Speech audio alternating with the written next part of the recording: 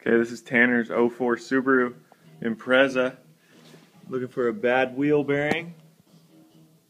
Passenger side was fine. This is the driver's side. I don't know if you can see that, but this thing's got all sorts of play in here. It's pretty growly going around corners.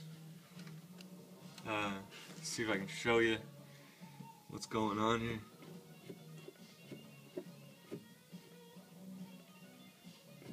Everything's moving except the caliper mount. So we got a bad bearing.